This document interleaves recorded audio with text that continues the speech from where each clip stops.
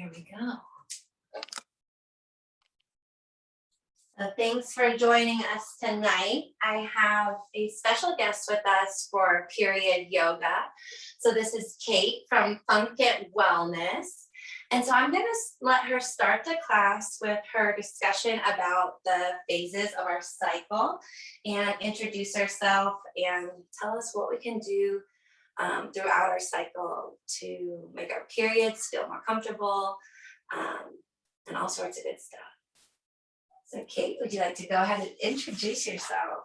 Yes. Hey, everybody. My name's Kate. I'm the founder of FunkIt. I'm a registered dietitian. I've got a master's degree in human clinical nutrition, and I have worked with periods for the past 3 years. And so basically what I do was it all came from a personal journey of not understanding my cycle and then getting off birth control and really struggling to find what worked for myself. And after all this research, I found that actually a lot of it has to do with what we eat, how we exercise, and how we live. So I'm really excited to share that with you guys. FunkIt Wellness is based out of Austin, Texas. We make seed cycling kits. So it's a natural approach to hormone health. So if you didn't know this, we're going to dive into some slides. I'm going to give you guys a quick overview. Your cycle actually has 4 parts. So it's not just your period, which I didn't know that until after I finished all of my school to be a dietitian. We never talked about the menstrual cycle or any of that. So I found out we've got 4 parts. And so you've got your period, which is the first part, the first day of your bleed until you stop bleeding. You've got your follicular phase, which comes right after your period. If you ever feel like you have like a new breath of fresh air around this time, you have that phase, you have your ovulatory phase, and then you also have your luteal phase.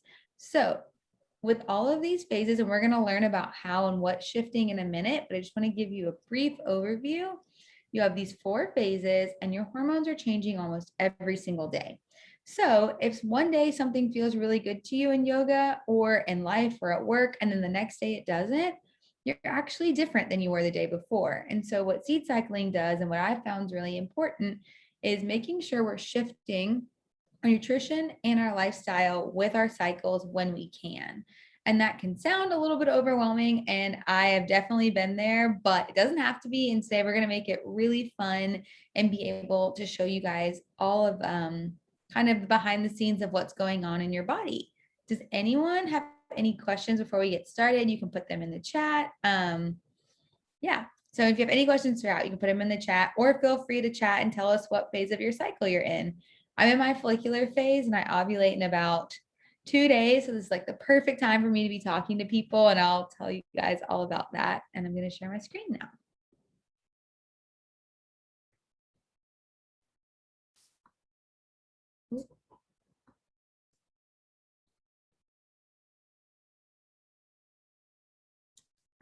Let's see. Okay. Let me just.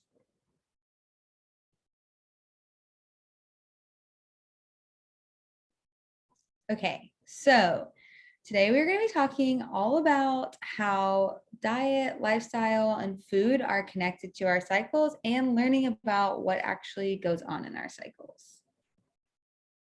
Oh, sorry.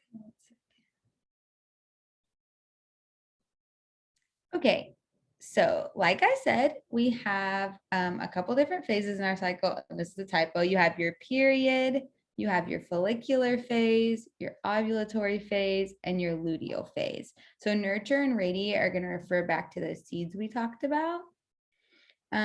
So why should you care about your cycle or what phase you're in or what you're eating? And we actually spend about 1/17 of our life on our period if you're someone who has a period. So when we're experiencing negative PMS symptoms, period symptoms, it can really impact our quality of life, anywhere from body image to mood, as well as our social and jobs. If you experience any of this stuff going on, anxiety, bloating, changes in appetite, sex drive, constipation, cramps, cravings, depression, the list goes on and on. These can be very tied to our cycles and our hormones. And what I would like you to know, if you don't take anything else away from this, PMS is common, not normal. So we actually don't have to feel this way. If you're suffering from any of these things, I definitely did. I had like every symptom of the book that's on here. And I don't anymore. And it's really empowering to know that you can take control of this and you have some, you don't have to feel this way. So how can food help? And we're going to not get so into food today. We're going to more learn about our cycles, but I like to point out that our nutrition is an important factor in predicting premenstrual distress or PMS. So what we eat can directly impact our cycle. Something else to take away is fat, fiber, and protein are all so important for our bodies. So nourishing our bodies and really feeding them. And that means carbs, fat, protein, all of the things. Feeding your body is super important. And a lot of us, that's something that's really difficult, is thinking about feeding our bodies because we haven't been taught that or told. And Lisa's in her follicular phase. And yes, period cramps are not normal. So a little bit about seed cycling. So seed cycling takes pumpkin and flax for the first half of your cycle and sesame and sunflower for the second half. It sounds super simple because it is. All you have to do is track your cycle, eat your seeds, and honestly, it takes about 2 or 3 cycles to see the full benefits, but it's pretty amazing. So pumpkin and flax have omega-3s in them, magnesium and zinc. Omega-3s help with inflammation, which on our periods, there is a lot of inflammation. So that inflammation, they also help with just general period cramping.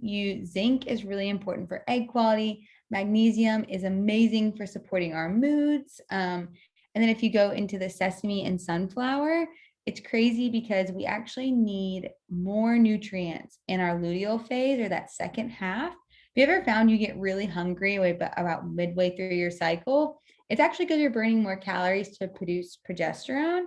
So they have slightly more calories in this blend, and then they're really rich in calcium and magnesium, again, for supporting mood, selenium, vitamin B6, and vitamin E, which are PMS busters and amazing. It's also a great source of fiber to support your gut health and your digestion. So that is what seed cycling does for your cycle. And it's really easy and pretty delicious. You can ask Lisa all about it. So let's talk where we are. So menstruation is kind of where you start. That's day 1, and that's like a true bleed. So you may have some spotting before, but I count menstruation as your first true bleed day. And so what's happening? Estrogen and progesterone are really low. So if you feel a little tired and like you just want to chill out and hang out, it's because our hormones are low and we're kind of just resting, recovering, restoring. Your uterine lining is shedding, and you may feel bloated, tired, hungry, introverted, cramping. And fun facts, eating warm foods around this time can help support your digestion. So what this means is your period actually can be a really good time for setting intention and planning. So I say, like, this is a time to look at how your last month just went, your last cycle, set some intentions inside of what you want for your next month, and plan and go forward. Something else that's really important to think about here is honoring our bodies. So you're doing a lot. You're shedding your uterine lining. So literally the whole inside and organs getting shed. You're physically bleeding. So give yourself some grace and kind of just follow where you would want to be. Here's some ideas for snacks. So pumpkin and flax seeds, obviously, like I mentioned, are amazing. Dark leafy greens. Dark chocolate is super rich in magnesium. Citrus fruits have vitamin C and antioxidants. Bananas, nuts, nut butters, broccoli, and then some really good protein. Turmeric, ginger, and peppermint tea or chamomile tea can also be amazing because they help support just naturally with getting inflammation down and feeling less bloated. So now we're moving into our follicular phase. So estrogen is rising, progesterone is slowly rising. This is our body getting ready to release our egg. This is, like I said, this is considered spring in your cycle. So you are like really feeling excited again. You're not so tired. Your hormones are picking back up, and you're getting ready to release that egg. You might feel social, adventurous, creative, and excited. This is an awesome time to try a new group class or anything that you've kind of been wanting to try, but you're a little nervous. And fun fact, your digestive system is revving back up and is ready for fresh foods like salads, fruits and veggies, all of these delicious things. You're still eating pumpkin and flax here. And then you're also focusing on leafy greens, avocados, broccoli sprouts, and fiber are really important to make sure that we don't have excess estrogen so we can transition into that ovulatory phase. Ovulation. So this is kind of like the peak of the cycle or the middle. So estrogen has peaked, testosterone's also high, follicle stimulating hormone and luteinizing hormone are high, and this is when the egg is released. So this is like the main event of the cycle. Your body's been getting ready for this egg. It releases the egg and you feel confident. You may have increased sex drive around ovulation because this is your fertile window and you just feel like hot, hot, hot. This is a great time if you have an important business call or you want to go on a first date. These can be really good times. It's when we feel our most magnetic. Fun fact, eating lots of cruciferous vegetables around this time and fiber can help flush out that excess estrogen. Also, this is when you're going to, right after ovulation is when you would switch your seeds to sesame and sunflower. Like I mentioned, cauliflower, broccoli, Brussels sprouts, spinach, all of those delicious foods are going to support this phase. Exercise wise, this is a great time to try HIIT, or if you like running or anything that's high intensity because you're having a lot of energy here still. And then our longest phase is our luteal phase, and that's after ovulation. So the luteal phase gets a bad rap because this is where we're traditionally associated with PMS. But I'm here again to tell you that you do not have to fear PMS. It does not have to be terrible. But what is going on is there's a lot of shifts. And so progesterone is dominant in this phase, and luteinizing hormone and follicle stimulating hormone take a sharp dip. So that can be where we see some dips. But progesterone actually burns more, it takes more calories. So that's why your luteal phase may be more hungry. So honor that, feed your body. You might feel more introverted or anxious, but it can also be a really like task-oriented phase. So all the planning you did in the other two phases, you can execute those tasks now. It's also a really great time to re-hardwire your brain. So luteal phase can be when some of our like self-limiting beliefs come up. This is when we can actually say, hey, I don't want to feel this way, and rewire those thoughts. So Kundalini yoga can be really great here. Anything that's flow-based and can support you as well. Foods for this are eggs, mushrooms, tofu, brown rice, still keeping with those good lean proteins and fiber-rich fruits and vegetables. And herbal teas are also always great here. So that's your luteal phase. And that's a wrap. So all of that to say, your body's doing a lot of different things, but learning to flow with your cycle can really support that. If you want more information on the nutrition side, you can totally check out my Instagram is Carbs and Kate. You can DM me there. You can also FunkIt Wellness's Instagram. We have so much free content on there for you to check out. I'm going to jump into the chat and see. Okay.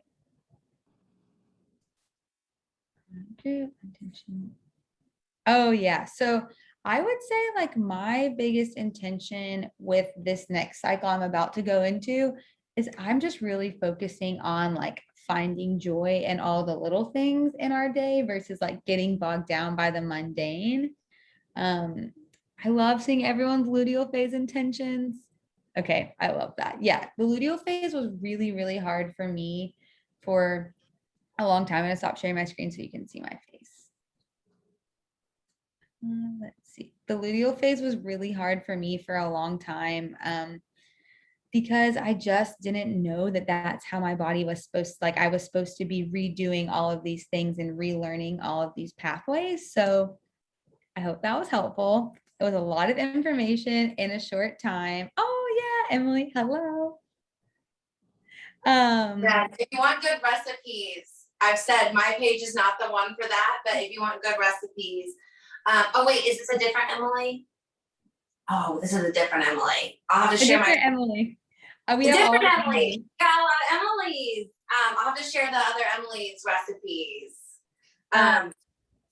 but But yeah, that's us. You can dry bag it like me, or you can, add them into smoothies and bowls and things like that. I'm gonna put the website right here, and then I'll send my Instagram at the end, but I know that's a lot of information to digest, but the key takeaways: you have 4 phases of your cycle. Your hormones are changing every single day. So finding small ways to support them through exercise and nutrition is important. PMS is common, not normal. There's so much we can do to help with that. And the luteal phase is a great time to let go of those self-limiting beliefs and really step into our power. And yoga can be a huge part in that, and being mindful and meditating. Thank you so much. I feel like this is so good. So I've recorded this so you guys can watch it back and, really take down like those foods that are your favorites. And then I'm going to be sending, like I said, a smoothie guide tomorrow or this weekend, along with the recording. So don't worry if you miss anything. And like Kate said, feel free to reach out to her with questions. And then I'm on the 2nd month of my seed cycling, and I will say, like, really having that switching of the bags has been good for me, like really knowing exactly when my ovulation is. I mean, I double check it with my strips, but really kind of that transition point, it's almost like this nice acknowledgement, not only of the period, but of the ovulation. And I think for me, I focus a lot on the muscles with my pelvic yoga practice. But I think nutrition is the part for me that's missing. And I know it's really big, especially with the mood around period. So I'm really excited. I feel like I was very nice this period. So I'm excited to see the changes continue to progress. Well, thank you so much. I'm going to go ahead and